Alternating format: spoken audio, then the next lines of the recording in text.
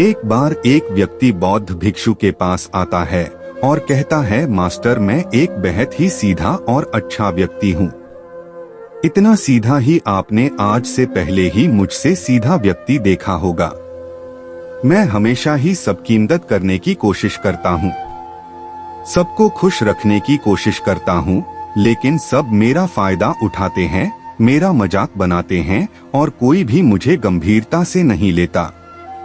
यहाँ तक कि मेरे घर वाले भी मेरी इज्जत नहीं करते और ना ही घर के किसी महत्वपूर्ण काम में मेरी राय लेते, जबकि अपने दोनों भाइयों की तुलना में मैं सबसे ज्यादा काम भी करता हूँ, घर वालों की बात भी मानता हूँ, माँ बाप की सेवा भी करता हूँ और घर के सभी लोगों को खुश रखने की कोशिश करता हूँ। लेकिन मेरी भावनाओं को कोई भी नहीं समझता, सब मेरा फायदा उठाते हैं। आखिर मेरे साथ ही ऐसा क्यों होता है? व्यक्ति की पूरी बात ध्यान से सुनने के बाद बौद्ध भिक्षु बोली, किसने कहा कि तुम एक सीधे और अच्छे व्यक्ति हो? असल में तुम एक अच्छे व्यक्ति होने का दिखावा कर रहे हो। ये सुन उस व्यक्ति को बुरा महसूस हुआ, लेकिन वो फिर भी बौद्ध भिक्षु की बात सुनता रहा। बौद्ध भिक्षु ने उससे पूछा, अच्छा बताओ कि तुम हर व्यक्ति की मदद क्यों करना चाहते हो? क्यों तुम सबको खुश रखने की कोशिश करते हो? व्यक्ति ने कहा, ताकि सामने वाला मुझे भी खुश रखे, मेरी बात मानी, मेरी इज्जत करे, मेरी भावनाओं को समझे और मुझे एक अच्छा इंसान माने।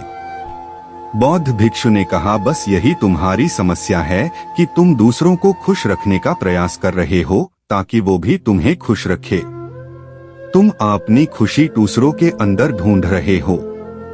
तुम दूसरों की नजरों में अच्छा और खुद की तारीफ सुनने के लिए सामने वाली की जी हजूरी कर रहे हो और फिर उम्मीद कर रहे हो कि सामने वाला भी तुम्हारे साथ ऐसा ही व्यवहार करेगा। तो ऐसा नहीं होता, क्योंकि कोई भी ऐसे व्यक्ति को गंभीरता से नहीं लेता जो लोगों की हर बात में हाँ में हाँ मिलाता है।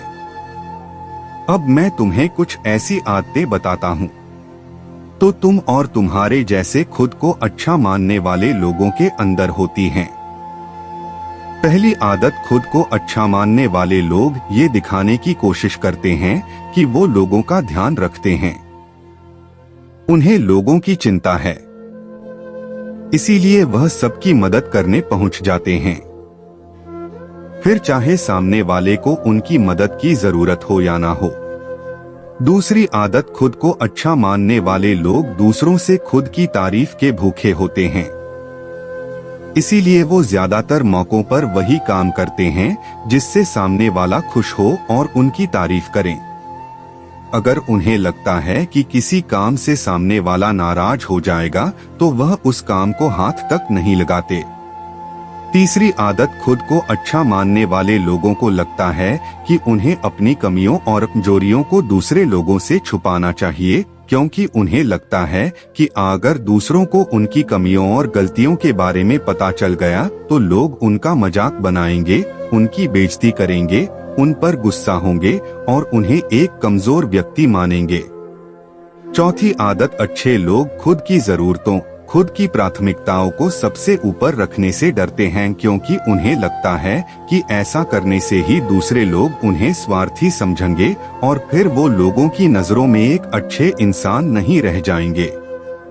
पांचवी आदत, खुद को अच्छा समझने वाले लोग मानते हैं कि वो केवल भी खुश रह सकते हैं जब उनके आसपास का हर इंसान खुश रहे, इसीलिए वो अपने आसपास के हर व्यक्ति को खुश रखने की कोशिश करते हैं। अब तुम्हें सुनने में लग सकता है कि इन आदतों में क्या बुराई है।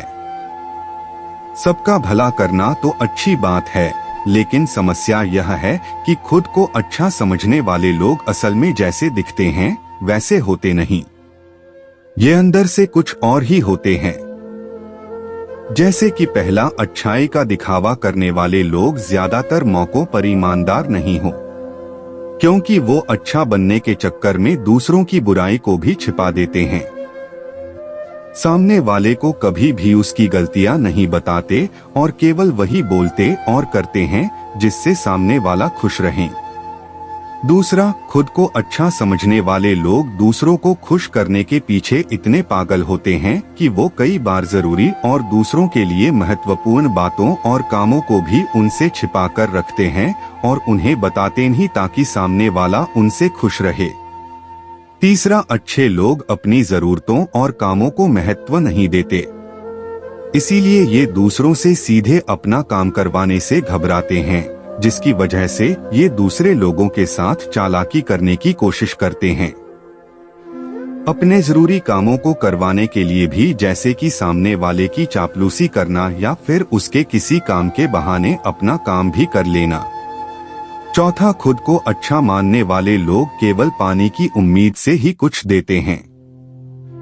यह इस बात का दिखावा तो करते हैं कि यह लोगों की मदद करना चाहते हैं, लेकिन यह मदद सिर्फ इसीलिए करते हैं ताकि सामने वाला उनकी तारीफ करे, इन्हें अच्छा इंसान समझे और जरूरत पड़ने पर इनकी भी मदद करें।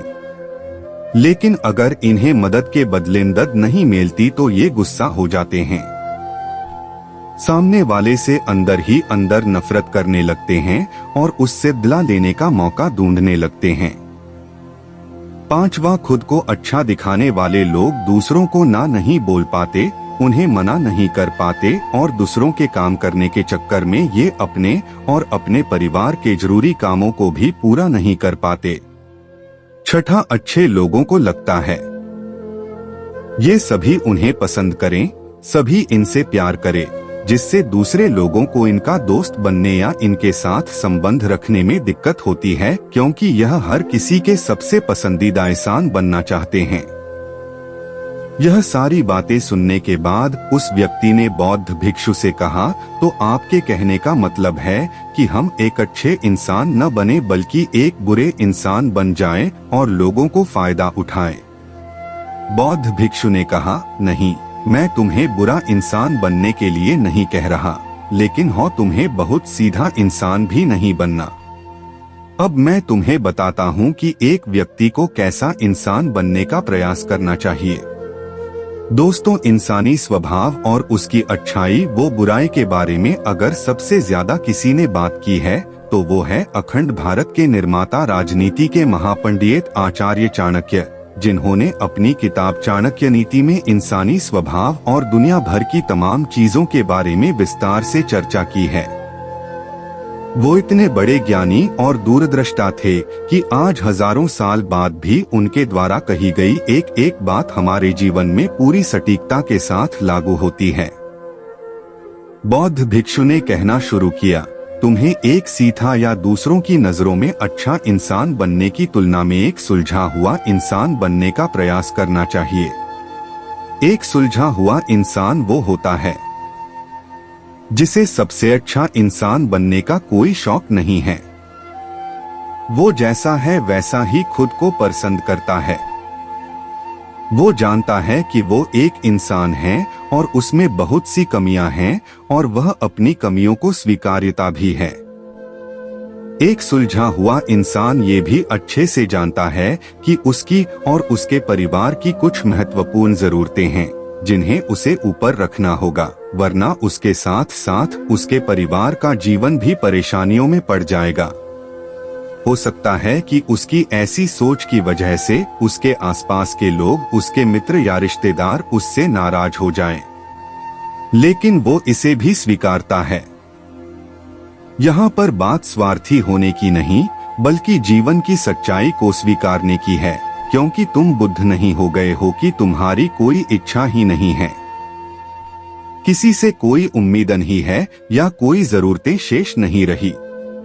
तुम एक साधारण इंसान हो और एक साधारण इंसान की सोच के साथ अगर तुम सबको खुश रखने का प्रयास करोगे तो तुम हमेशा दुखी रहोगे, क्योंकि तुम्हारी भी सामने वाले से उम्मीदें बढ़ेंगी और जब वो उम्मीदें पूरी नहीं होंगी तो तुम दुखी हो जाओगे।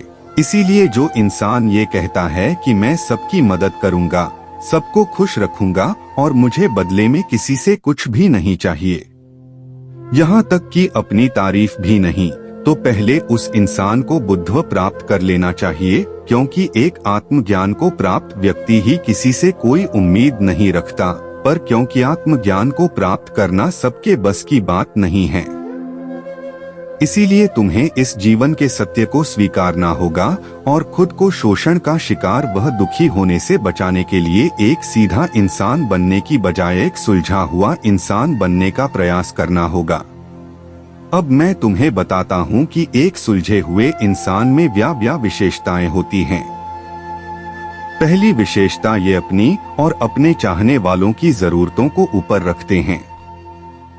इसका मतलब यह नहीं है कि ये लोग दूसरों की जरूरतों को कम समझते हैं या फिर दूसरों को गिराकर खुद ऊपर बढ़ने की कोशिश करते हैं, बल्कि इसका मतलब यह है कि ये लोग दूसरों की फालतू जरूरतों के लिए तब तक उपस्थित नहीं होते जब तक कि इनकी खुद की महत्वपूर्ण जरूरतें पूरी ना हो जाए। हालांकि अगर कोई इंसान सच में मुसीबत में फंसा हुआ है और उसे इनकी सहायता की सख्त जरूरत है, तभी आपने महत्वपूर्ण कामों को पीछे रखकर भी उसकी सहायता के लिए उपस्थित हो जाते हैं और ये अपने से कमजोर और जरूरतमंद लोगों की भी अपनी हैसियत के अनुसार सहायता करने के लिए तैयार रहते हैं।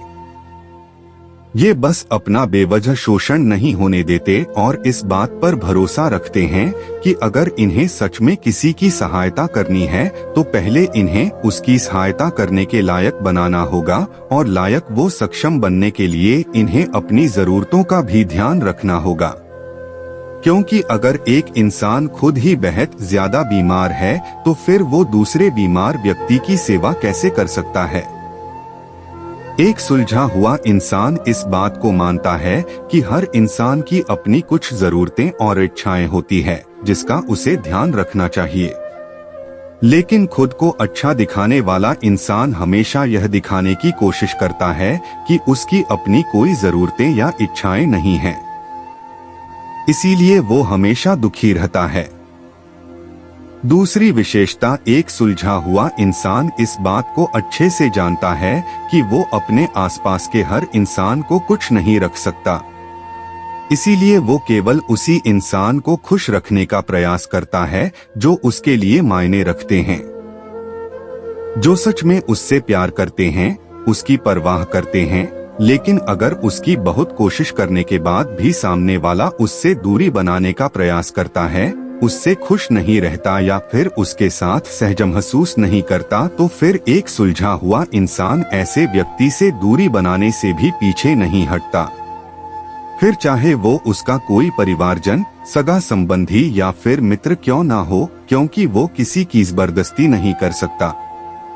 सिर्फ उसे खुश रखने या सामने वाले की नजरों में अच्छा इंसान बनने के लिए। इस तरह वो खुद को बेवजह दुखी होने से बचा लेता है। लेकिन जो अच्छा होने का दिखावा करते हैं वो सबको खुश करने के चक्कर में अपने जीवन के सबसे महत्वपूर्ण इंसान को ही दुखी कर बैठते हैं, जो कि वो खुद हैं। तीसरी विशेषता, एक सुलझा हुआ इंसान वैसा जीवन जीने का प्रयास करता है जैसा वो जीना चाहता है। वो सिर्फ किसी दूसरे को खुश करने के लिए अपने जीने का तरीका नहीं बदलता। इसका मतलब यह नहीं है कि उनके जीने का तरीका ऐसा है जिससे लोगों को समस्या हो। वो बस दूसरे क्या कहेंगे इस चक्कर में अपना मन मार कर नहीं रहता और खुलकर पूरे जोश और उत्साह के साथ अपना जीवन जीता है। उसे अपनी पसंद नापसंद पता होती है, इसीलिए वो वही करता है जिसमें उसे खुशी मिलती है। उसे अच्छे से पता होता है कि वो कौन है, उसे अपने आप पे भरोसा होता है। इसीलिए उसे किसी इंसान की छोटी चापलूसी करके खुद को अच्छा दिखाने या खुद की तारीफ सुनने की जरूरत नहीं होती। जेन मिस्टर ने आगे कहा, अगर तुम अपने जीवन से संतुष्ट नहीं हो तो अपने आप से दो प्रश्न पूछो। पहला, क्या मैं अपने लिए वो जिंदगी बना रहा हूँ जो मैं असल में अपने लिए चाहता हूँ, और दूसरा, अगर मैं नहीं बना रहा तो क्यों नहीं बना रहा। जब तुम इन दोनों सवालों के बारे में गहराई से विचार करोगे तब तुम जान पाओगे कि तुम अपनी मनचाही जिंदगी सिर्फ इसलिए नहीं बना पा रहे हो क्योंकि तुम दूसरों के सामने अच्छा बनने का प्रयास कर रहे हो, जिसकी वजह से तुम अपनी इच्छाओं और जरूरतों को प्राथमिकता नहीं देते हो और दूसरों को ही खुश करने में लगे रहते हो। इसीलिए अगर तुम एक खुशहाल और मनचाहे जिंदगी जीना चाहते हो तो एक सुलझा हुआ इंसान बनने का प्रयास करो, ना कि सीधा इंसान। इतना कहकर बौद्ध भिक्षु मौन हो गए। व्यक्ति को भी अब समझा चुका था कि उसे एक सुलझा हुआ इंसान बनना है, ना कि सीधा। उसने इतनी अमूल्य जानकारी के लिए बौद्ध भिक्षु का धन्यवाद किया और वहां से चला गया। दोस्तों, उम्मीद करता हूं कि आपको इस कहानी से बहुत कुछ सीखने को मिला होगा।